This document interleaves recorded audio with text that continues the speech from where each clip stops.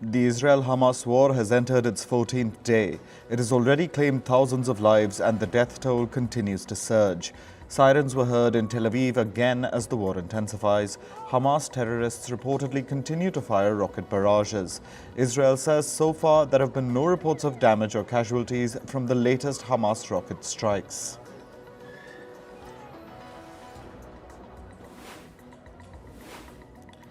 The Israeli Defense Forces say they have attacked over 100 operational Hamas targets in the Gaza Strip. They say they have destroyed tunnel shafts, munition warehouses and dozens of headquarters.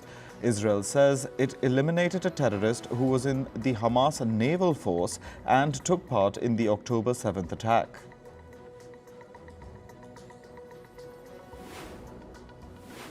Israeli Defense Forces continue their onslaught against Hamas. Burning projectiles were again seen illuminating the darkened Gaza skyline on Thursday. Several fires were also seen burning in the distance in Gaza City. Israel has put the Gaza Strip's 2.3 million people under siege as it continues bombardment of the Hamas targets. A massive explosion took place near Nasser Hospital in Gaza's Khan Yunis. A state of panic ensued immediately after the explosion as people ran for refuge outside the hospital. The hospital was already treating several injured Palestinians from another strike in Khan Yunis. Earlier, 4 people were reportedly killed and several wounded in an airstrike on a house in the area. More than 3,500 people have been killed in Gaza since Israel launched its campaign against Hamas. A newly released dashcam video shows Hamas firing at people at the site of the Nature Party Music Festival. That was among the first targets of the Hamas attack on October 7th. In the video, Hamas terrorists could be seen shooting at fleeing festival goers. Thousands had attended the music festival. At least 260 people were killed and dozens were taken hostage. The latest satellite imagery shows that a number of Palestinians are taking shelter in schools and hospitals around Gaza City. Last week, Israel ordered the more than 1 million Palestinians in North Gaza to evacuate. This was to avoid being hit in attacks on Hamas strongholds there. The displaced Palestinians face a worsening humanitarian crisis. Over 100 trucks are lined up at the Rafah border crossing between Egypt and Gaza. They're waiting to enter Gaza and deliver humanitarian aid. The World Health Organization says 5 trucks of medical supplies are also at the border ready to enter Gaza. The delivery of aid will be the first after Israel imposed a total blockade on the Gaza Strip after the October 7th attack. Rafah is the only border crossing not controlled by Israel, but it has been out of operation since the first days of the conflict. 2.3 million Gazans are living without electricity and fuel, and their supply of food and water are fast depleting. According to reports, many Gazans are down to 1 meal a day and are consuming salty or dirty water. Gaza's health ministry pleaded with gas stations to give fuel to hospitals. Doctors say they only have hours of fuel left. Power has reportedly been shut off at most of the hospitals already, and the medical staff are using mobile phones for light. Egypt and Israel are still negotiating the entry of fuel for hospitals. Earlier, the Israeli military said that Hamas had stolen fuel from UN facilities. Tel Aviv wants assurances that it won't happen with the new fuel shipments. Israeli Prime Minister Benjamin Netanyahu said that Israel will deal harsh blows to its enemies. In a meeting with a brigade at the border with Gaza, Netanyahu said Israel is going to win with full force. Israeli troops are expected to launch a ground offensive against Hamas soon. Israeli Defence Minister Yoav Gallant also met infantry troops gathered at the Gaza border. He said that they will soon see the Palestinian enclave from inside. This suggests that the ground invasion is nearing. Israeli security officials have signaled their readiness. They say they will be far more comprehensive and ferocious than during any previous conflict with Hamas. United Nations Secretary General Antonio Guterres called for an immediate humanitarian ceasefire in Gaza. He said Gaza needs aid at a scale and on a sustained basis. Guterres also called on Hamas to release hostages and asked Israel to give unrestricted access to aid.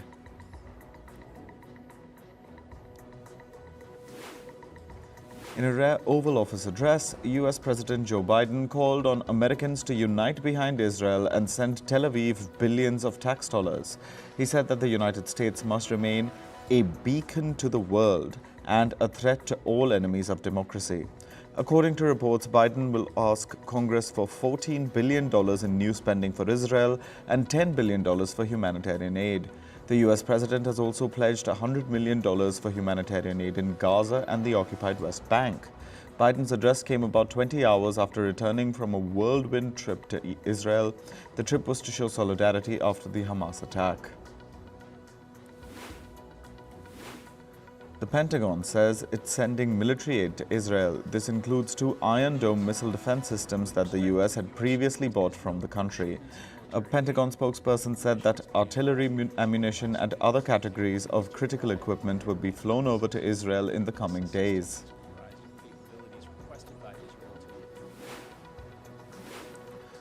Meanwhile, the Israeli Defence Ministry released videos of a shipment of US armored vehicles that landed in the country. The Israeli forces say that the shipment carried the first batch of vehicles aimed at replacing the Israeli military cars damaged in the fighting against Hamas. After Joe Biden, UK Prime Minister RISHI SUNAK visited Israel in a show of solidarity. SUNAK said that it was important that the conflict between Israel and Hamas didn't escalate to other parts of West Asia. The British Prime Minister later flew to Saudi Arabia to meet Saudi Crown Prince Mohammed bin Salman.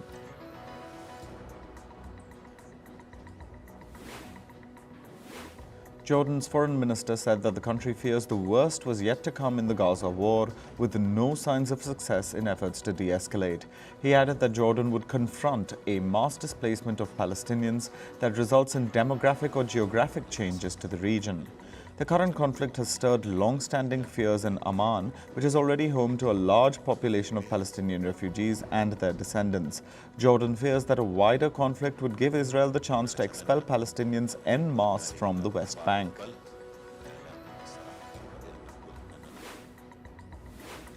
Tensions also continue to simmer at Israel's border with Lebanon. In northern Israel, sirens warned of incoming rockets and sent Israelis running to bomb shelters. The IDF says that at least 20 rockets and an anti-tank missile had been fired from Lebanon yesterday. The Israeli border village of Manara was struck with at least 2 anti-armor missiles.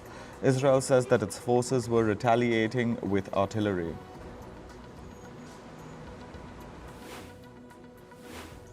Hundreds of protesters clashed with Lebanese security forces in a Beirut suburb near the US Embassy. This was during demonstrations in support of Gaza. Demonstrators holding Palestinian flags took down a security wall and cut a barbed wire barrier near the US Embassy. Riot police fired dozens of tear gas canisters and water cannons to disperse the protesters.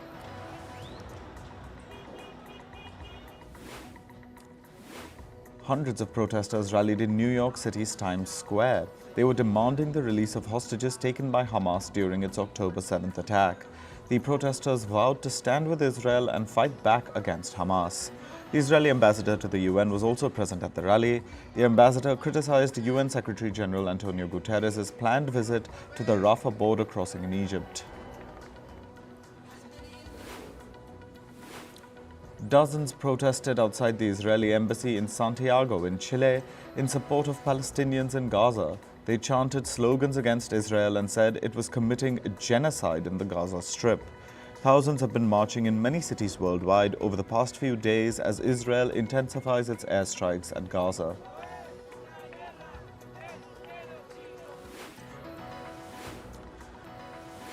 Canada has recalled 41 diplomats from New Delhi after India threatened to revoke their immunity. Foreign Minister Melanie Joly announced that 41 of Canada's 62 diplomats in India have been withdrawn. Canada has also temporarily suspended visa operations in its consulates in the Indian cities of Chandigarh, Bengaluru and Mumbai. US President Joe Biden called for increased spending to support both Israel and Ukraine. He drew parallels between the Hamas terrorist attack and the Russian invasion of Ukraine. Biden seeks around $100 billion in emergency spending. At least $60 billion will be sent to Ukraine and $10 billion will be marked for Israel. The Pentagon says that a U.S. Navy warship intercepted cruise missiles and drones launched by Houthi rebels in Yemen. The Pentagon spokesperson said that the missiles were potentially aimed at Israel. The USS Carney, a destroyer, brought down the projectiles without causing injuries.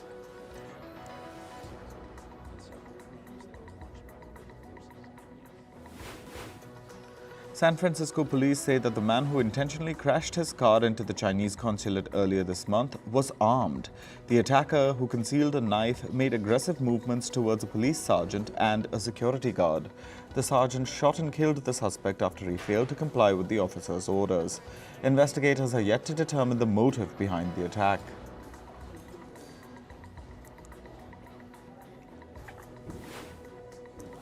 The U.S. Army has charged Private Travis King with desertion after he escaped to North Korea. The U.S. Army has leveled 8 charges against King, who was released by North Korea in September. Meanwhile, King's mother has requested for her son's presumption of innocence in a statement.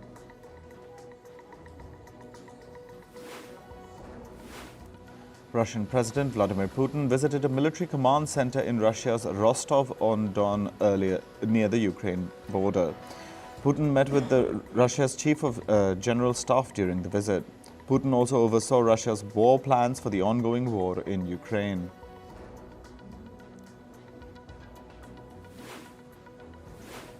Russian Foreign Minister Sergei Lavrov and North Korean leader Kim Jong-un met in Pyongyang yesterday. Kim reaffirmed his commitment to strengthen ties with Russia that he made during his meeting with Putin in September. The discussions between Kim and Lavrov included military cooperation, North Korea's satellite program, and the Ukraine war.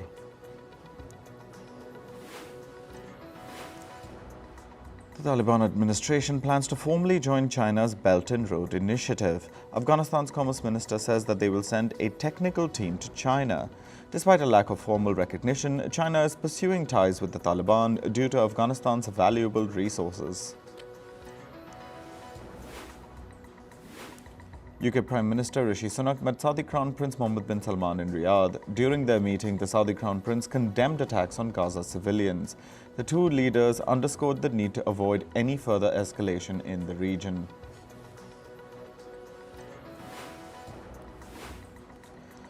Moving to updates from the Cricket World Cup. India beat Bangladesh by 7 wickets in yesterday's match at Pune. Bangladesh batted first and scored 256 runs for the loss of 8 wickets in their innings. The men in blue completed the run chase in the 41st over. India have won all 4 of their matches at the World Cup so far.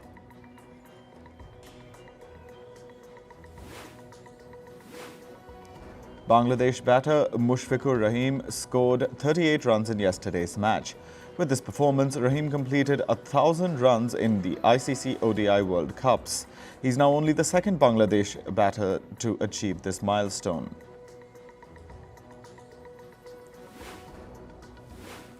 Indian batter Virat Kohli was the highest scorer in yesterday's match. He was instrumental in India's successful chase, scoring an unbeaten century.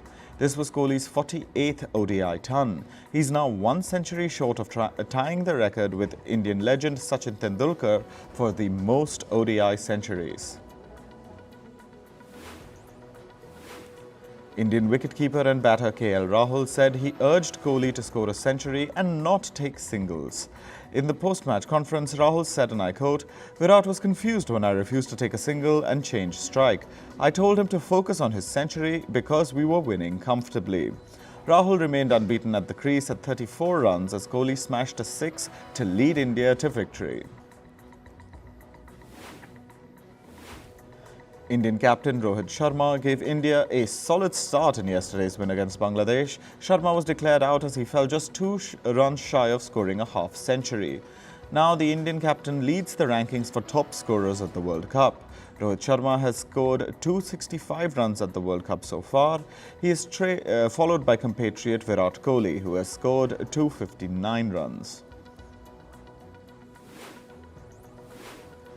Indian bowler Jasprit Bumrah was crucial during the death overs against Bangladesh yesterday. The Indian pacer ended up taking 2 wickets to dismiss Bangladesh batters in quick succession. Bumrah has now taken 10 wickets and sits at second place at the highest world wicket-taker rankings at the World Cup. New Zealand spinner Mitchell Santner leads the bowlers with 11 wickets. Indian all-rounder Hardik Pandya suffered an injury during yesterday's match. Pandya was escorted off the field in just the 9th over of Bangladesh's batting. He was not seen for the rest of the match. Indian captain Rohit Sharma said that Pandya has suffered a twisted ankle. Pandya has been ruled out of India's game against New Zealand that's scheduled for Sunday. Australia play Pakistan in today's high-octane match in Bengaluru. After losing their first 2 matches, Australia need to win the match to stay in the race for the knockout stage. Meanwhile, Pakistan will look to bounce back from their defeat to India last week. England pacer Jofra Archer has arrived in India for the World Cup. He has joined the England team as a reserve and will be practicing in the nets today. The right-arm pacer cannot be included in the playing 11 at this point unless a player gets injured. Archer has joined the English side late after recovering from back and elbow injuries.